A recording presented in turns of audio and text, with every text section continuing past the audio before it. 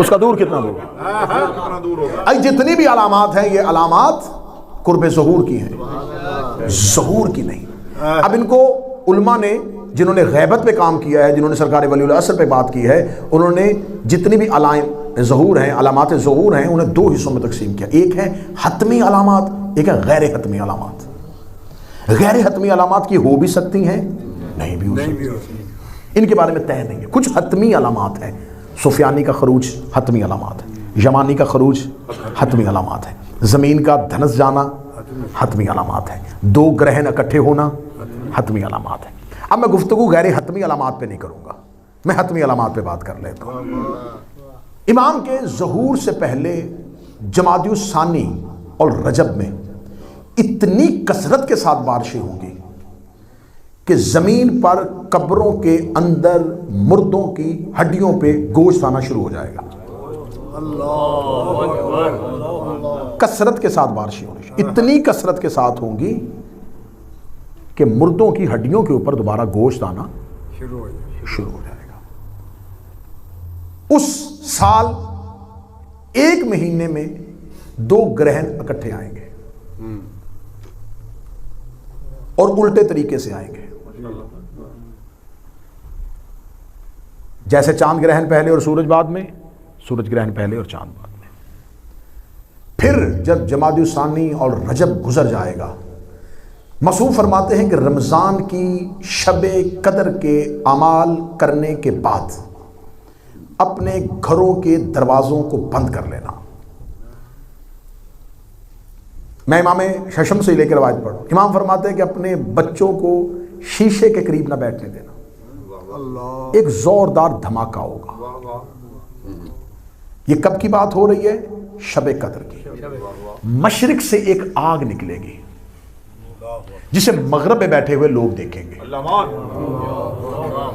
اچھا، یہ اس دور کے لوگ جب جن کے سامنے امام بات کرتے تھے شاید وہ اس لمحے نہ سمجھ سکتے ہوں، لیکن آج کے دور کے بچوں کو سمجھنا بڑا آسان ہے کہ ہمارے سامنے اگر زوردار دھماکہ، آج کے میزائل حملے، آج کی جنگوں کے حالات کہ ایسے زوردار دھماکے ہوتے ہیں جس میں گھروں کی کھڑکیاں اور شیشے ٹوٹنا شروع کر دیتے ہیں، تو کہیں یہ زمین پر زمینی جنگوں کے آغاز کی پیشن گوئی نہ ہو، یہ نشانی نہ ہو کہ زمین پہ اتنی کثرت کے ساتھ زمین پہ جنگیں ہو رہی ہوں گی، حالت جنگ میں آ جائیں گے اور دنیا ایک بہت بڑی عالمی جنگ کی طرف چلی جائے گی، ایک ورلڈ وار شروع ہو جائے گی اور اس کی نشانیوں میں سے ایک نشانی ہو۔ اس دور کے لوگ شاید نہ سمجھ سکتے ہوں، لیکن آج ہمیں سمجھنا آسان ہے۔ مشرق سے آگ نکلے گی، مغرب میں بیٹھے ہوئے لوگ دیکھیں گے۔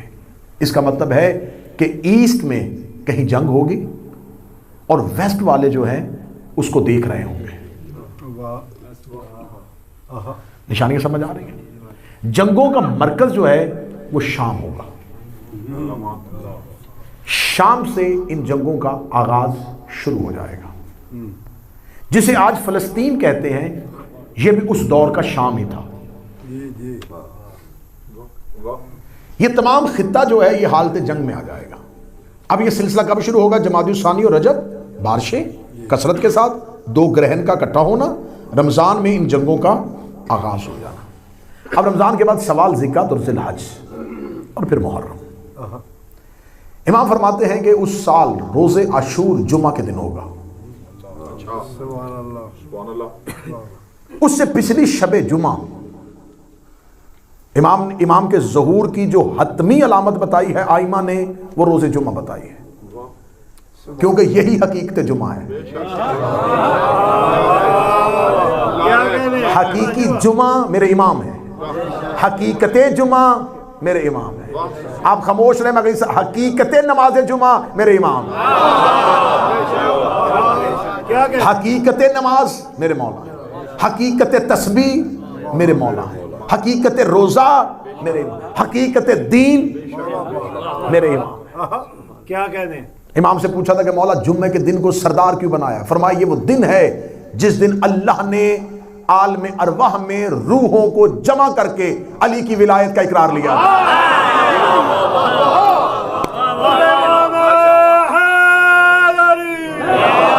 یہ وہ دن ہے جس دن اللہ نے عالم ارواح میں روحوں کو جمع کیا تھا۔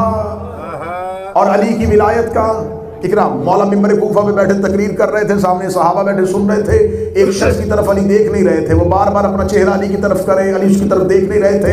اس نے ایک بار اٹھا, اس نے کہا اے امیر المومنین میں آپ کا شیعہ ہوں, آپ میری طرف دیکھ نہیں رہے. علی نے چہرہ پھیر دیا, وہ ادھر آ کے بیٹھا. اس نے کہا یا امیر المومنین میں آپ کا محب ہوں, آپ مجھے دیکھ نہیں رہے. علی نے چہرہ ادھر پھیر لیا. تیسری دفعہ سامنے آ کر یا امیر المومنین میں بار بار آپ کو مخاطب کر رہا ہوں, میں آپ کا شیعہ ہوں, آپ مجھے دیکھ کیوں نہیں رہے. فرمایا حق کے امام کے سامنے جھوٹ بولتا ہے, تجھے شرم نہیں آتی. اس کا میں کہہ رہا ہوں میں آپ کا شیعہ ہوں. فرمایا تو 1000 دفعہ کہے, تیری روح نے وہاں تو میری ولایت کا اقرار کیا ہی نہیں. تو 1000 دفعہ کہے, تو 1000 دفعہ کہے, جب تیری روح نے وہاں میری ولایت کا اقرار نہیں کیا, تو کیسے کہہ سکتا ہے تو میرا محب ہے. 8ویں شہنشاہ کی بارگاہ میں ایک شخص آیا تھا, مولا میرے اوپر ایک قرض ہے, آپ قرض ادا کر دیں, میں آپ کا شیعہ ہو جاؤں گا. فرمایا کتنا؟ فرمایا 300 درہم. فرمایا اٹھا 300 درہم قرض اتار, شیعہ نہ ہونا. اس کا مرضی سے ہو رہا ہوں. فرمایا مرضی سے کیسے ہو سکتا ہے, تیری روح نے تو ہماری ولایت کا اقرار کیا ہی نہیں. امام کا یہ فرمان ثابت کر رہا ہے کہ بندے مرضی سے شیعہ نہیں ہوتے. اور یہ ڈرامے اب بند ہو جانے چاہیے کہ میں نے اتنے بندے شیعہ کر دیے, میں نے اتنے بندے شیعہ کر دیے. بندے مولوی شیعہ نہیں کرتے, وہاں نام لکھے ہوئے ہیں.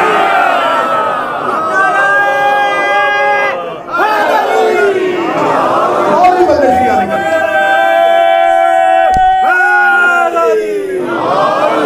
جو میں الست وہاں پر روحوں نے اقرار کر لیا. کیا کہہ رہے ہو, بہت اچھے. وہاں پر آسمان پر عالم ارواحین میں روحوں نے ہماری ولایت کا اقرار کیا. یہ ہے ہمارے قائم کے قیام کا دن. مولا فرماتے ہیں کہ اس سے پچھلی شب جمعہ, جب امام ظہور فرمائیں گے, اس سے پچھلی شب جمعہ چوتھے آسمان پر بیت المعمور پر 4 نورانی ممبر لگیں گے. بیت المعمور وہ جگہ ہے جہاں پر اللہ نے آسمان پر رہنے والے کے لیے ایک کعبہ بنایا ہوا ہے جس کا وہ طواف کرتے ہیں. یہ زمینی کعبہ ہے, وہ عالم انوار والوں کا کعبہ ہے جس کا نام بیت المعمور ہے. عیسیٰ 7ویں آسمان پہ نہیں, چوتھے آسمان پر. جس بدن کے ساتھ زمین سے گئے تھے اسی جسم کے ساتھ چوتھے آسمان پر, اور اسی جسم کے ساتھ واپس آئیں گے. قرآن اس کی دلیل دیتا ہے کہ میں عیسیٰ کو دوسری بار پلٹاؤں گا تو اسی بدن کے ساتھ, جس بدن کے ساتھ میں نے اٹھایا تھا, کیونکہ ہم نے بھیجنا ہے اس کو 12ویں کی حکومت میں. صدر ضائع نہ کرنا. شب عاشور امام حسین نے اپنے صحاب سے مخاطب ہو کے گفتگو کرتے ہوئے شہداء کربلا سے کہا تھا, شب عاشور امام حسین اے میرے اصحاب, جب میرے قائم کا ظہور ہوگا تم انہی بدنوں کے ساتھ میرے قائم کی حکومت میں جاؤ گے, میرے قائم کے لشکر میں جاؤ گے. امام نے فرمایا شہداء کربلا بھی انہی جسموں کے ساتھ اٹھیں گے. مجھے منبر کی عزت کی قسم ہے, امام فرماتا ہمارا عزادار دنیا کے کسی کونے میں بھی مرے گا, وہ اپنے اسی بدن کے ساتھ اٹھے گا جس بدن کے ساتھ وہ کیا تھا. کیونکہ امام گوارا ہی نہیں کرتے ماتم کوئی اور جسم کرے, اٹھے کوئی اور جسم.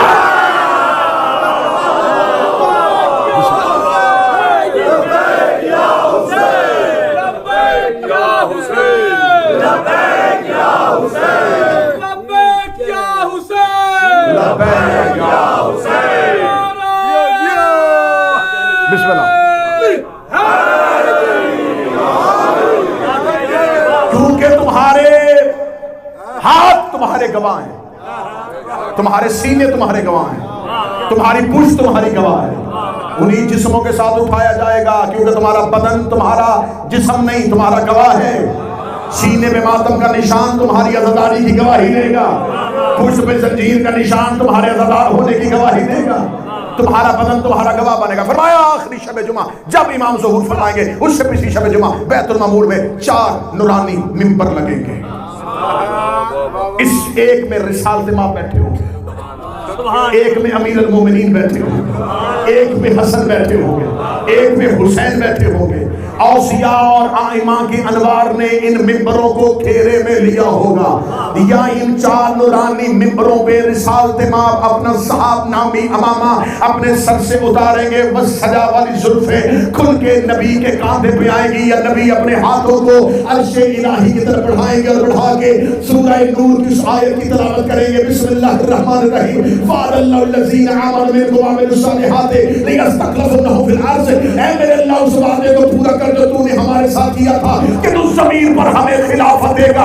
ابھی محمد مصطفیٰ کے ہاتھ اٹھے ہوں گے، یہ سارے نبیوں کے ہاتھ اٹھ جائیں گے، سارے اوصیاء کے ہاتھ اٹھ جائیں گے، ہر کوئی کہے گا میرے اللہ اپنے وعدے کو پورا کر، میرے اللہ اپنے وعدے کو پورا کر، میرے اللہ اپنے وعدے کو پورا کر۔ یہ پردہ توحید سرکے گا، آواز آئے گی وعدہ پورا ہو گیا، میں مہدی ظہور کر رہا، وعدہ پروردگار پورا ہوا، مجھے اذن ظہور مل گیا۔ امام ظہور فرمائیں گے آسمان پہ جبرائیل آ کے اپنے پروں کو پھیلائے گا، ایک مشرق میں اور ایک مغرب میں، اور پہلی آواز دے گا حق علی اور علی کے شیعوں کے ساتھ ہے، جعل حق کا وضع حق لباطل لباطل کا ظہور، حق آ گیا، باطل مٹ گیا، بے شک باطل مٹنے کے لیے تھا۔ اور قرآن کہتا ہے یوم ینادی المنادی من مکان قریب، سننا اس آواز کو جب ایک منادی ندا دے گا قریب والے مکان سے۔ آیت ہے قرآن میں، مستمعو، سننا، کان لگا کے غور سے سننا، یوم اس دن، ینادی ندا دے گا، المنادی ایک منادی، من مکان قریب، قریب والے مکان سے۔ ہم اردو زبان میں مکان گھر کو کہتے ہیں، عربی میں مکان جگہ کو کہتے ہیں، کسی قریب والی جگہ سے وہ آواز دے گا۔ یہ آواز کہاں سے آئے گی؟ آواز آئے گی مکہ سے، سرکار ولی العصر کی آواز آئے گی، ندا دی جائے گی، ہر ایک رہنے والا ایسے سمجھے گا جیسے یہ آواز میرے ساتھ والے گھر سے آ رہی ہے۔ لوگ اپنے اپنے گھروں کا دروازہ کھولیں گے، ہمسایہ کہے گا تیرے گھر سے آواز آ رہی ہے، وہ کہے گا اذان کی آواز تیرے گھر سے آ رہی ہے، یہ آواز ولی العصر کی ہوگی۔ غیبت کی کتابیں اور حدیث کی کتابیں معصومین فرماتے ہیں کہ ہر ایک امام کا ماننے والا اپنے گھروں سے امام کی آواز کی جانب دوڑے گا۔ جب وہ امام کی جانب دوڑ رہے ہوں گے، کوئی چونٹی کی چال چلے گا، کوئی گھوڑے کی چال چلے گا، کوئی تیز رفتاری کے ساتھ چلے گا، کوئی بجلی کسی تیزی کے ساتھ چلے گا، کوئی ہوا کے دوش میں چلے گا۔ سامنے بیٹھے سلمان و ابو ذر اٹھے، اس نے کہا مولا اگر سارے ہی چاہنے والے ہوں گے تو کوئی چونٹی کی آواز کیوں، کوئی چونٹی کی چال کیوں چلے گا، کوئی گھوڑے کی چال کیوں چلے گا، کوئی بجلی کی چال کیوں چلے گا؟ اگر سارے چاہنے والے ہیں یہ ایک رفتار میں کیوں نہیں چلیں گے؟ آواز ہے اسی رفتار میں جائیں گے جتنا دل میں علی ہوگا،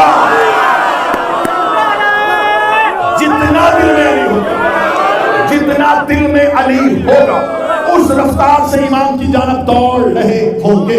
یا کچھ ایسے خالص مومنین ہوں گے جو آواز سنیں گے لیکن اپنے گھروں کو دروازے نہیں کھولیں گے، کسی سے پوچھیں گے نہیں یہ آواز کس کی ہے، وہ اپنے گھروں میں بیٹھے رہیں گے، لوگ ان کے دروازے سے گزرتے ہوئے آواز دے کے کہیں گے تو مولا کا ظہور مانگتا تھا، تو ہر دفعہ امام زمانہ کہتا تھا، اب آواز آ رہی ہے جا کیوں نہیں رہا؟ وہ کہے گا تم جاؤ وہ خود ہمیں بلوا لے گا، تم جاؤ وہ خود ہمیں بلوا لے گا۔ اور کتابیں کہتی ہیں ان کے دروازوں پہ بادل کے ٹکڑے آئیں گے اور کہیں گے میرے سردار سوار ہو، امام تمہیں بلا رہے ہیں۔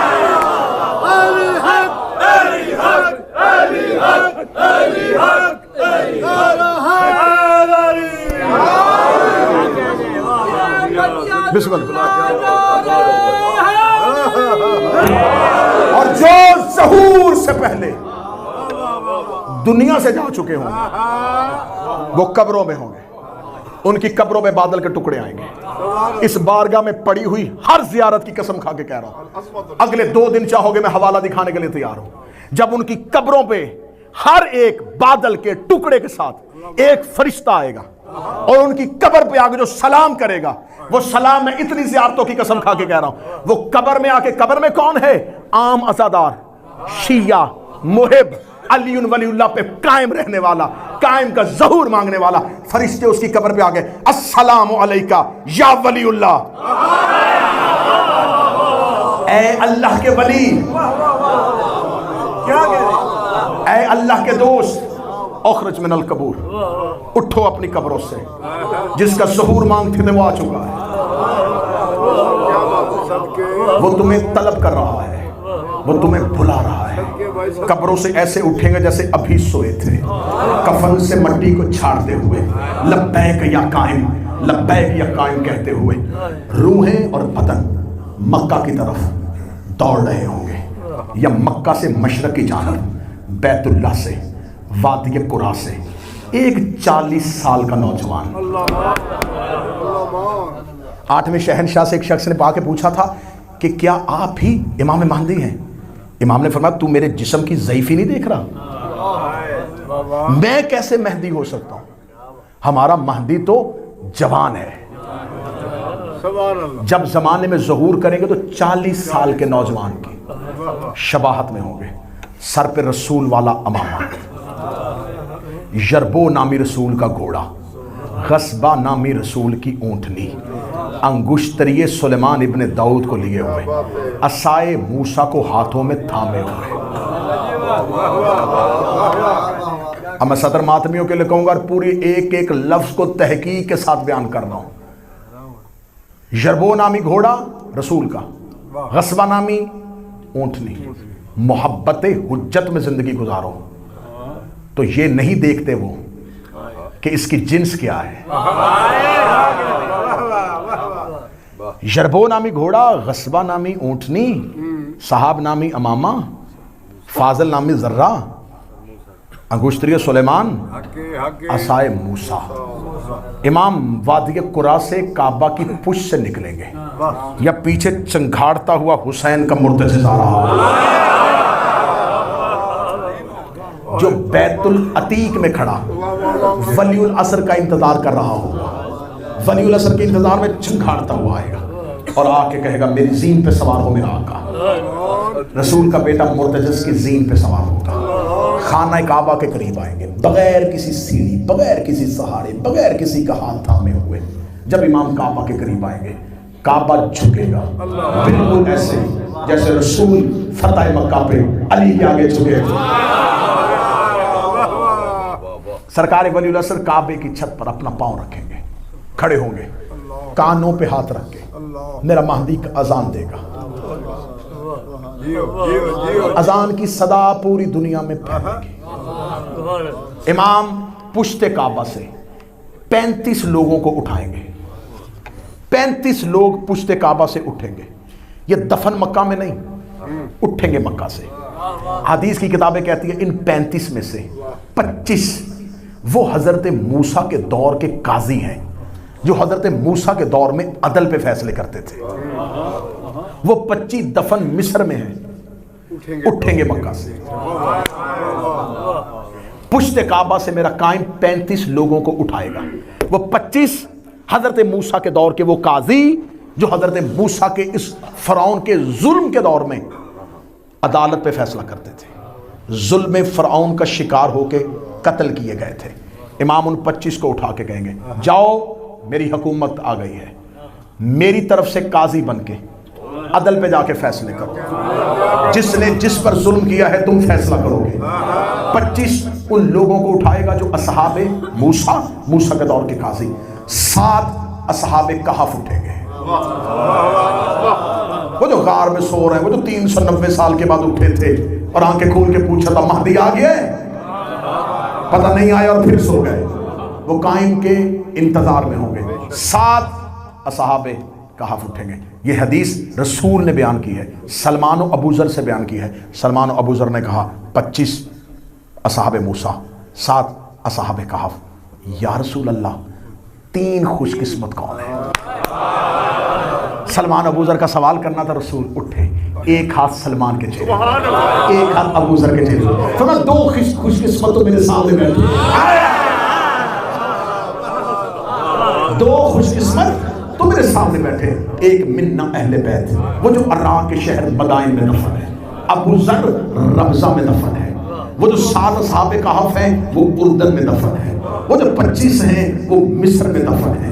مصر والے مکہ سے اٹھے، اردن والے مکہ سے اٹھے، مدائن والا مکہ سے اٹھا، رمضہ والا مکہ سے اٹھا۔ میرے قائم نے ثابت کر دیا ہے میرا عزادار مرے گا دنیا میں کہیں بھی، اٹھے گا کربلا سے۔ مولا وہ ایک کون ہوگا؟ 25 اصحاب موسیٰ، 7 اصحاب کہف، سلمان، ابو ذر۔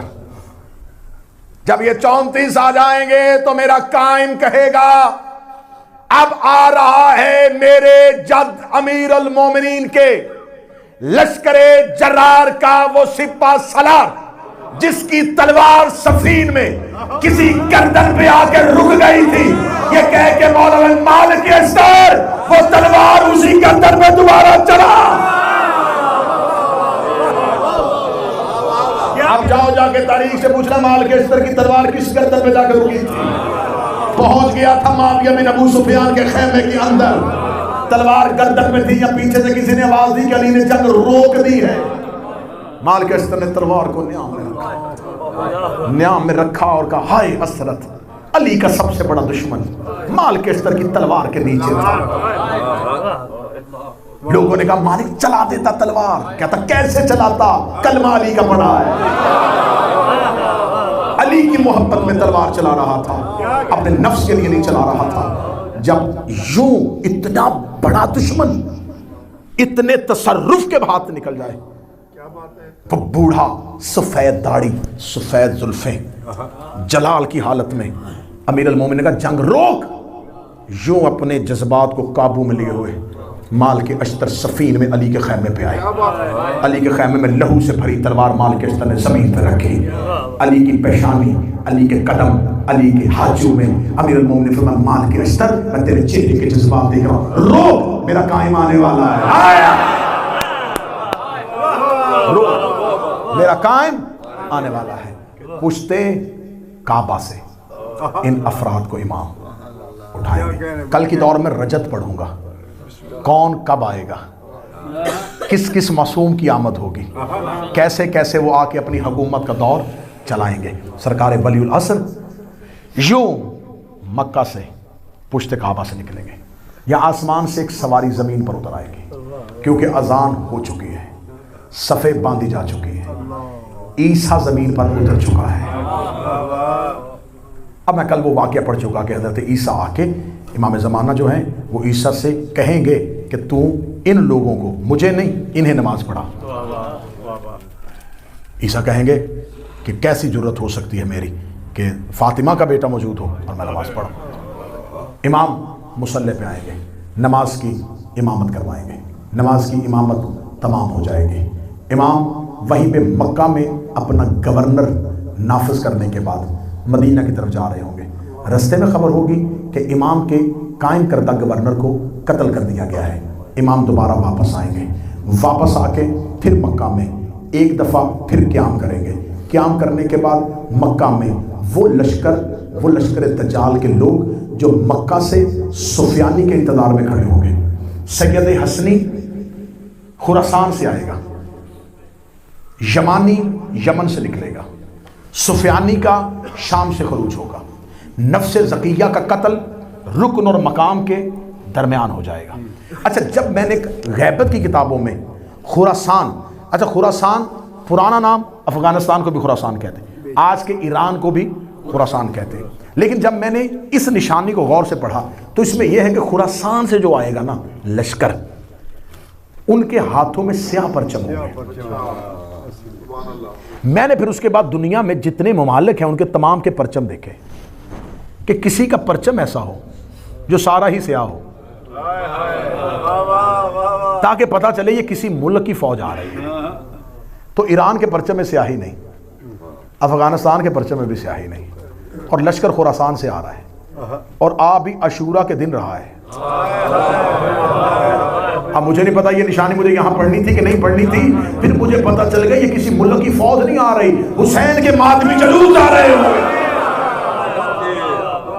جہاں جہاں ماتمی جلوس برآمد ہو چکا ہوگا، جب پتا چلے گا امام آ گئے، جلوسوں کا رخ مکہ کی طرف ہو جائے گا۔ امام کی طرف چلنا شروع ہو جائیں گے. رکن و مقام کے درمیان نفس زکیہ کا قتل ہو جائے گا. امام مکہ میں قیام کریں گے. قیام کرنے کے بعد امام اپنا رخ کریں گے مدینہ کی طرف. مدینہ سے جا کے امام اپنے انتقام کا آغاز کریں گے. اب یہاں سے کچھ لوگوں کو قبروں سے نکالیں گے. میں پوری ذمہ داری کے ساتھ پڑھ رہا ہوں، ریکارڈ ہو رہی ہے مجلس. مدینہ میں امام صرف قبروں میں سے کچھ مردوں کو نکال کے قتل نہیں کریں گے، ایک عورت کو بھی قتل کریں گے. اس عورت پہ الزام علی کی دشمنی کی وجہ سے نہیں کریں گے، اس کے اوپر ایک اور الزام ہے. وہ الزام بہت بڑا ہے جو تاریخ نے چھپایا ہوا ہے. رسالت مآب کی زوجہ جناب ماریہ قبطیہ، ان کے ہاں جب حضرت ابراہیم کی ولادت ہوئی تھی تو رسول کے گھر سے ایک عورت نے جناب ماریہ قبطیہ پہ یہ الزام لگایا تھا کہ یہ بیٹا رسول کا نہیں ہے. اور اسلام یہ کہتا ہے کہ پاک دامن عورت پر تہمت لگانا کبائر گناہوں میں سے ہے، کبیرہ گناہوں میں سے ہے. ماریہ قبطیہ نے آ کے روتے ہوئے رسالت مآب سے کہا تھا، یا رسول اللہ میرے پاک دامنی پہ ایک عورت کی طرف سے تہمت لگی ہے. امام فرمایا ماریہ خاموش ہو جا، تیری اس تہمت کا جواب میرا آخری بیٹا دے گا. امام قبروں سے نکالیں گے، قبروں سے نکال کے مدینہ سے اپنے انتقام کا آغاز کر دیں گے. بیت اللہ کو گرایا جائے گا. جب خانہ کعبہ کو امام گرائیں گے، امام کے لشکر میں لوگ کہیں گے یہ امام ہے، ہم سے غلطی ہو گئی، ہم نے تو سمجھا تھا یہ مہدی ہے، اس نے تو کعبہ کو گرا دیا. امام فرمائیں گے ان کی گردنوں پہ تلوار رکھو، ان کو میرے لشکر سے نکالو، علیحدہ کر کے ان کی گردنیں مارو. کیوں؟ امام کے ہوتے ہوئے اینٹوں کے مکان کا احترام کر رہے ہیں. یہ وجہ احترام ہے امام کی وجہ سے. حکمت کیا ہے کہ خانہ کعبہ کی بنیادیں وہاں پہ نہیں ہیں جہاں پہ ابراہیم نے رکھی تھی. مولا خانہ کعبہ کی تعمیر وہاں سے شروع کریں گے جہاں سے حضرت ابراہیم نے دیواروں کو رکھا. مسجد نبوی کو گرائیں گے کیونکہ مسجد نبوی بھی اپنے مقام پہ نہیں ہے. حجر اسود کو دوبارہ نصب کریں گے. رکن اور مقام کی حدود کا دوبارہ تعین کریں گے. تعین کرنے کے بعد مکہ اور مدینہ سے امام، مکہ میں امام کی حکومت قائم ہو چکی ہوگی، مدینہ سے انتقام کا آغاز ہو چکا ہوگا. اب امام کی طرف سے حکم ہوگا کہ زمین سے ہر مظلوم کو اٹھایا جائے تاکہ وہ ہر ظالم سے بدلہ لے. ہر مقتول کو اٹھایا جائے تاکہ وہ اپنے قاتل سے بدلہ لے. کیونکہ اللہ کا حکم ہے کہ قصاص زمین پر ہوگا، معاشر میں نہیں. زمین پر اللہ کے نمائندے کا حکومت کرنا کیوں ضروری ہوتا ہے؟ تاکہ وہ زمین پر عدل قائم کرے، وہ مظلوم کو اس کا حق دلوائے، ظالم کو سزا دے. رسول کے بعد حکومت غیر شرعی ہو گئی، غیر اسلامی ہو گئی. امام کو حکومت صرف امیر المومنین کا دور تھا. امیر المومنین کے دور کو بہترین طریقے سے لکھا گیا. یہ علی کا وہ دور تھا جس دور میں چور کے ہاتھ نہیں کاٹے گئے، عدل کا دور تھا، ظلم ختم ہو چکا تھا. اب امام کا زمین پر حکومت کرنا اس لیے ضروری ہوتا ہے کہ وہ زمین پر عدل کو قائم کرے، قیام عدل کر سکے. اب امام آ چکے ہوں گے. جتنے پرانے دور میں مظلوم قبروں میں انتظار کر رہے ہوں گے کہ ہمارے دور میں تو امام تھا ہی نہیں، ہمارے دور میں امام کے پاس حکومت ہی نہیں تھی، ہمارا بدلہ کون لے گا؟ امام کہیں گے اٹھو، ایک ایک امام کے دور والے، ہر مقتول اپنے قاتل سے بدلہ لو. اس نے جیسے تمہیں قتل کیا تھا ویسے ہی قتل کرو. عبداللہ ابن مسعود علی کا بوڑھا صحابی تھا، مفسر قرآن تھا. معاویہ بن ابو سفیان نے اپنے دربار میں چھڑیوں کے ساتھ مروایا. جب مروا رہا تھا تو اس کی ہڈیاں ٹوٹ رہی تھیں. تخت سے نیچے اتر کے کہنے کا کیا فائدہ ہوا علی کو ماننے کا، صرف تیری بیٹیاں اور بیٹا تیرا کوئی نہیں، اس ظلم کے ہاتھ میرے ہاتھوں مر رہا ہے. چل صحابی ہے تو، قرآن پہ تو نے تفسیریں لکھی ہیں، اتنی تمہیں وضاحت دیتا ہوں، چل یہ بتا دے میرے ہاتھ سے کیسے مرنا چاہتا ہے. مرتے ہوئے عبداللہ ابن مسعود نے آنکھیں کھول کر بالکل ویسے ہی جیسے مہدی کے دور میں تو میرے ہاتھوں سے مرنا چاہتا ہے. مجھ سے میری وضاحت نہ پوچھ، مجھے اپنی خواہش نہیں.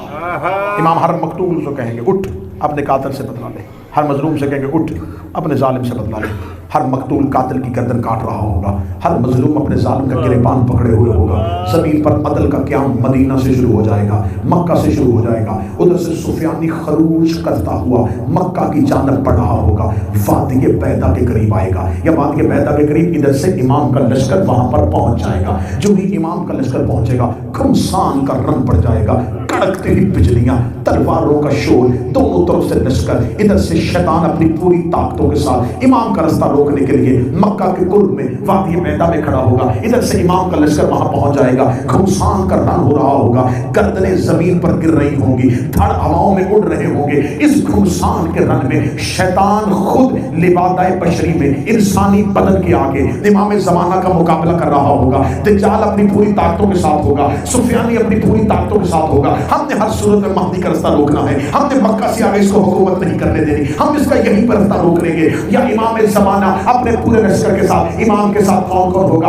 تو 313 ہوں گے. ان 313 میں کون ہوگا؟ 72 کربلا والے ہوں گے, سلمان ہوگا, ابو ذر ہوگا, مالک اشتر ہوگا, حجر بن عدی ہوگا. یہ سارے کے سارے اصحاب کے ساتھ امام اپنے پورے لشکر کے ساتھ مقابلہ کر رہے ہوں گے. یا اس مقابلے میں اس گھمسان کے رن میں شیطان خود امام کے سامنے ہاتھ میں تلوار لیے امام سے مقابلہ کر رہا ہوگا. یا یک لخت پیچھے سے مشرق کی طرف سے زمین پہ ایک گرد پھٹے گی, آواز آئے گی مہدی انتظار کر, تیرا دادا علی آ گیا ہے. علی ذوالفقار کو ہوا میں لہراتے ہوئے وادی بیضا میں آئیں گے, اور وادی بیضا میں آ کے علی شیطان کی پشت پہ نیزہ مارے گا. علی کے نیزے کے ساتھ شیطان وہیں پہ قتل ہو جائے گا. اب میرا سوال ہے علماء سے کہ غیبت کی کتابوں میں لکھا ہے کہ ہر مظلوم ظالم سے بدلا لے گا, ہر مقتول قاتل سے بدلا لے گا. شیطان اللہ کا دشمن تھا, اسے علی کیوں مارا؟